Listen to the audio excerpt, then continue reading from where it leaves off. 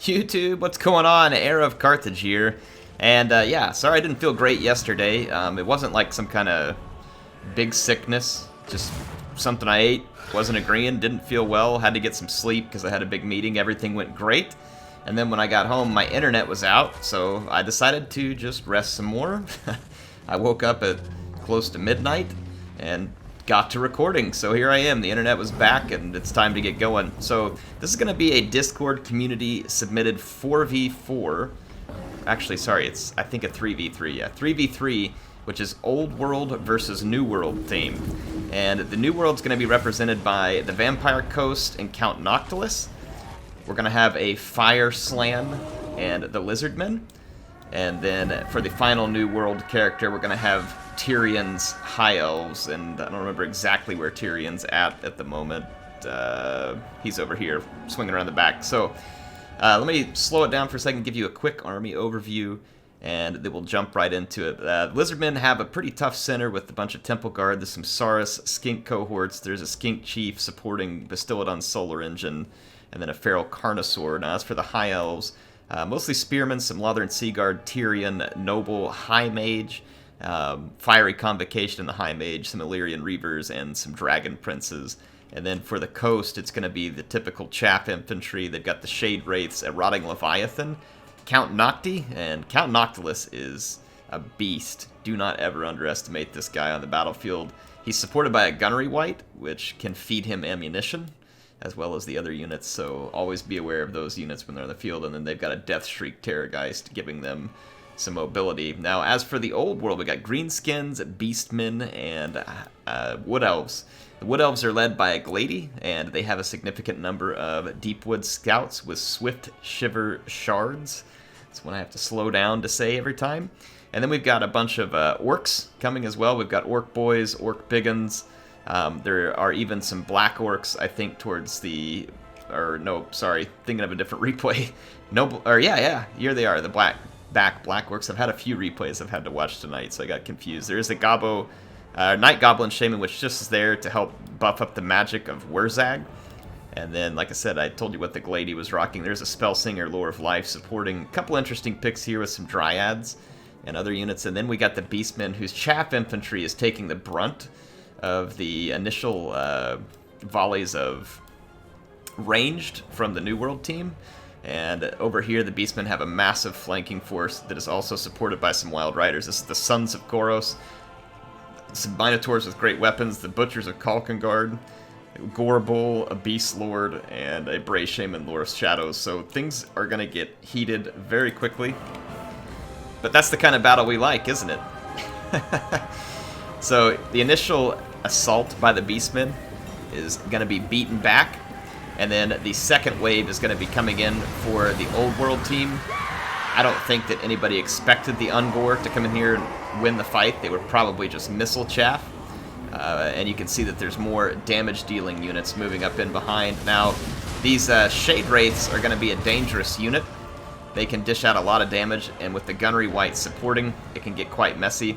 The Greenskins are working their right flank with their light cavalry support, which is going to be a lot of archers, and then some Boar Biggins, but they are up against the Death Shriek Terrorgeist. If they just sit back and be patient, they've actually got a pretty solid position, other than the fact that they Death Shriek Terrorgeist got in a pretty good breath attack, caused some damage. So check it out here, Swift Shiver Shards, that's a magic attack, and right away, the Shade Wraiths took a lot of shade.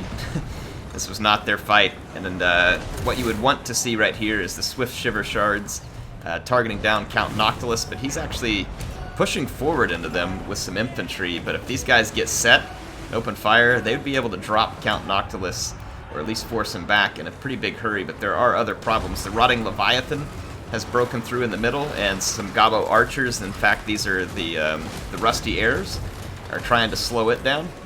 And as we move across the line, you can see that the Beastmen's flanking forces arrived and routed out some Skinks with the help of the chariots. And then there is a big boy fight going on this flank with a whole bunch of Gorebull and a whole bunch of his cousins trying to rip their way through some High Elf infantry, and at the moment they are very well succeeding. They've already doused a High Elf Noble, And the WA is now buffing up all of the old world troops. So if you didn't think that these other factions could WA, then you were wrong. They can apparently do it just fine with the help of Wurzag. Speaking of Wurzag, he effigied this Rotting Leviathan and penned it very nicely. So Wurzag has been playing a pretty important role here. He's also got the Foot of Gork that he can use to insert his will via Stinky Fungal Foot, wherever he so chooses. Right now, the fight's actually slightly in favor of the Old World team, but there's going to be a few interesting things to take place. One, the Gunnery Wight is untouched, and he's back here supporting Noctilus and just kind of firing away with his hand weapon. Oh, speaking of Stinky Foot, holy crap. He dropped it all over. There was a bunch of troops blobbed up on the Gabo Big Boss, and they paid a dear price for being in such a blob. 115 kills. If we look out over here, Tyrion, a Carnosaur, and the Deathstreak Terrorgeist are trying desperately to put an end to the Minotaur pack. There's a lot of support here, and these are a lot of really hard-hitting units for the Beastmen. So despite the fact that they have some pretty big hitters surrounding them, Tyrion's actually not in the fight at the moment. Tyrion's one of those units that sometimes at the end of his life, he gets a hit point replenish because of an ability he has, so you gotta watch out for him. Like, he can look like he's easy prey and then sometimes become more powerful than he was before. Look how quick that Carnosaur gets shredded. The Terrorgeist is dishing some damage, but he just cannot intervene on that Carnosaur, and then there's Spearmen arriving, so it forces the Deathstreak Terrorgeist back in the air. Now the Beastmen leaders, they've taken some damage, but look at here, we got Korok's Man-Rippers headed in. Nice breath attack by the Terrorgeist, by the way, in the background. It's very well done. You can see at this point the Slan Mage now being the recipient of those Swift Shiver Shards, though I disagree with the targeting here. The Slan Mage has significant missile resistance, and your real danger is right here. Nocti has like almost an infinite ammo supply right now, and this guy is brutal from range, plus his abilities and his magic for supporting his undead forces. If you have the opportunity to kill Count Noctilus, it needs to be done. It's one of those things that needs to be done right away. A Flame Storm is going to be dropped here by the Slan Mage, which will turn and get into the Swift Shiver Shards, and these guys have quite a bit of ammo left, so this is a huge loss for the Wood Elves. Right there, you can see it just eating through these troops before they can dispense of their ammunition, and then Noctilus is, like I said, alive and well. Look, a Prey of Anathrema over here, which holds the Terrorgeist, but there are no missiles to follow up on it. Again, that Prey of Anathrema, imagine that it was over here on Noctilus, and he's pinned within range of the Rusty Errors and several Deep Woods. And you can see here he is summoning up units as well. This Noctilus is just a nightmare. Though the battle, again, still probably even, maybe slightly in favor of the Old World team.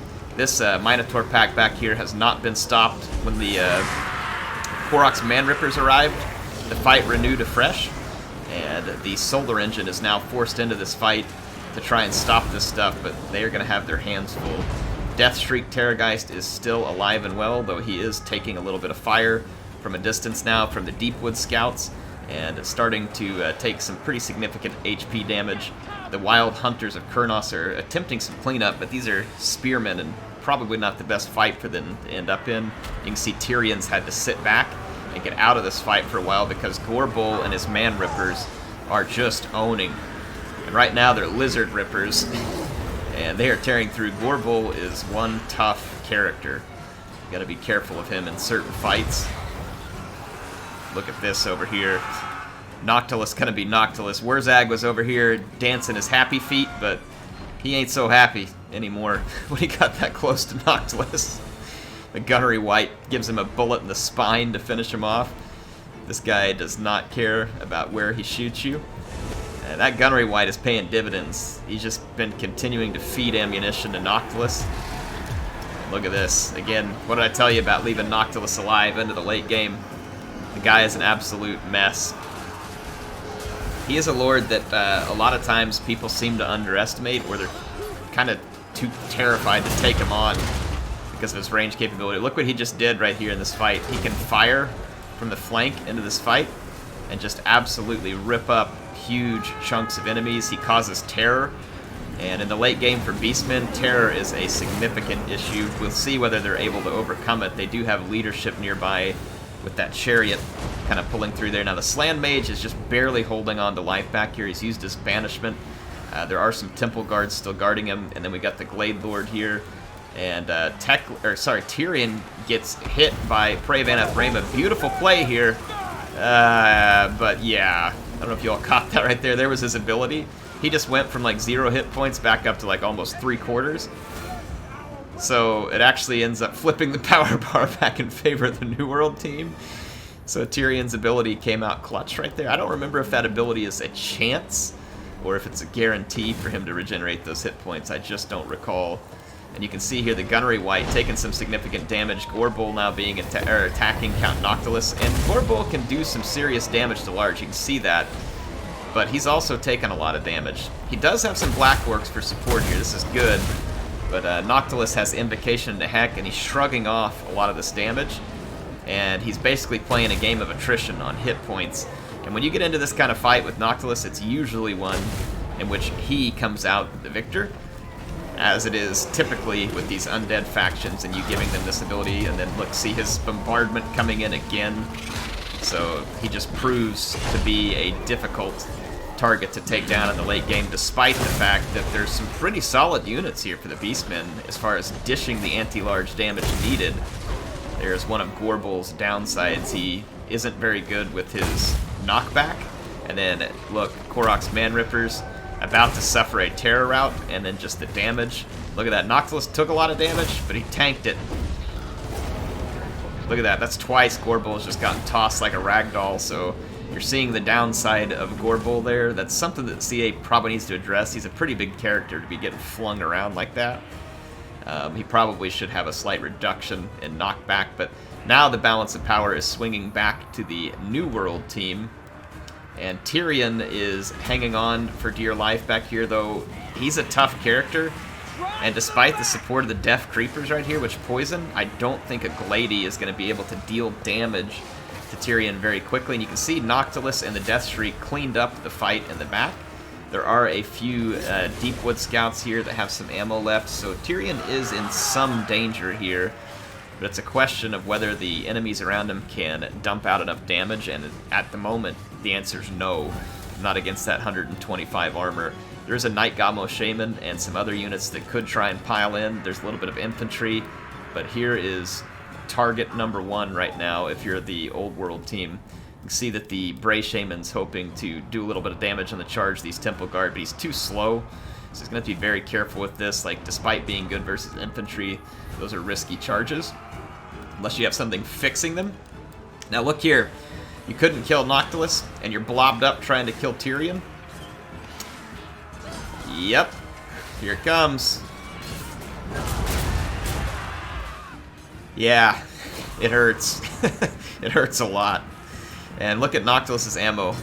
Before the Gunnery Wight was taken out of the fight, he replenished more of the ammo on Noctilus, and so Noctilus has 218 kills, almost half his hit points, and he's still going strong.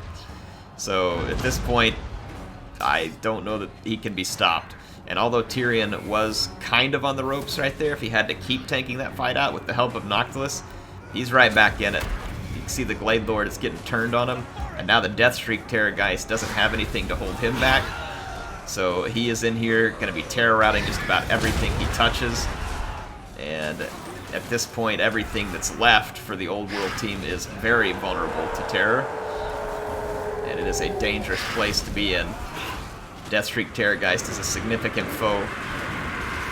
Again, throwing the kitchen sink at Tyrion, attempting to take him out of the fight. And even if they do so, they still have to deal with this giant Necrofex Colossus and a Vampire Coast Lord. And you can see what Count Noctilus is doing to the blob that's trying to take out the Deathstreak Terrorgeist.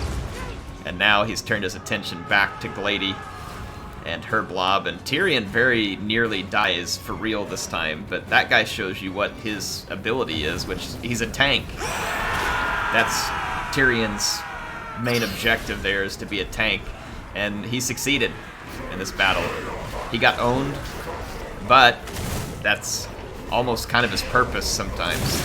He took all that damage that probably should have been poured onto Noctilus from the Deepwood Scouts. The Deepwood Scouts can deliver enough damage per second to really put Noctilus in a hurt, or at least force him back away from the fight while he sent zombies forward. I don't know if they could have killed him or not, but the Deepwood Scouts had the best chance of it earlier, and I think a Prey of Enethrema and some kind of combination with the Rusty Heirs and the Deepwood Scouts could have put Noctilus down on his knees and potentially been a a killing blow here. But when he lived into the late game, he finished it.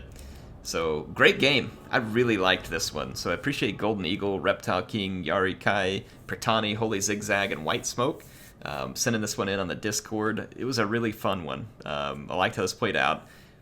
I know the teams weren't like lore-friendly matchups with each other, but it was still a fun old world versus new world theme. A lot of people are convinced that the new world factions are just better because of the power creep in the new game. And you know what? My mind tends to agree with that in some ways. Stuff like dragons and other stuff, definitely very powerful. However, this was a close fight, and I think that this one could have swung either way depending on a few decisions. So it's another reason why I really enjoyed this one. And I felt like all the players brought some fun stuff. Tyrion, not your everyday pick for the High Elves. Alariel is really probably the better overall pick, but he can be fun to play still, and you saw that here from Golden Eagle. Reptile King repping his beloved lizards, picking a Fire Slam. Again, not something you see every day, and, a pretty good amount of damage that Slam was able to dish out there with 151 kills. And then Noctilus, just MVP here. And that doesn't surprise me. Noctilus is probably one of the best lords in the game, like in terms of just the way he can tank damage and deal damage throughout a battle. He's very versatile, both on foot or on a Necrofex Colossus, so he can be a very, very solid lord. Pratani repping the Wood Elves here. Definitely like the build with the Deepwood Scouts. It was fun to see. They did a lot of significant damage, but they also were kind of spreading it between targets from time to time, and they did take out a few that were key. It's almost like when they shot up, Tyrion, it's almost like if they had shot up something different and left his hit points low, they might have been able to swing the power bar enough, but when then his hit points came back, it swung that power bar back across there. But Pratani, fun play there. Holy Zigzag, I love the hard flank maneuver that came from the Beastmen, and such a good faction to do that. The two leaders on the chariots are just gruesome to infantry, plus you get magic with the Bray Shaman, and then you bring in the Gorbel, supported by a whole bunch of other Minotaurs. That's a big, heavy ball of mass that is just pumping out damage at an alarming rate, and they did a pretty good job of breaking through the flank and then supporting later with the Man Rippers, as well as providing some missile chaff early in this game with the Ungor Spears, so fun play from Zigzag. And then White Smoke, I love the Wurzag play there. You got a big nasty foot in a good spot. That was awesome. And then a very nice effigy of the Git on the Rotting Promethean. So fun play there from White Smoke. So appreciate all these players. If you enjoyed it, hey, get down there and leave a comment. Tell me what you thought. Tell me whether it was great, whether you thought it stinks, whether I need to improve, whatever it is. I appreciate all the interaction you want to give me. And if you're looking for a way to support the channel, if you're here watching these videos and you enjoy them, man, leave me a thumbs up. Or if you don't like it, believe it or not, it's okay. Leave me a thumbs down, too. I just appreciate the interaction. Anyway, HeirofCarthage signing out for now. Can't wait to see you all soon with some more Total War Warhammer 2 action. And we will see you there.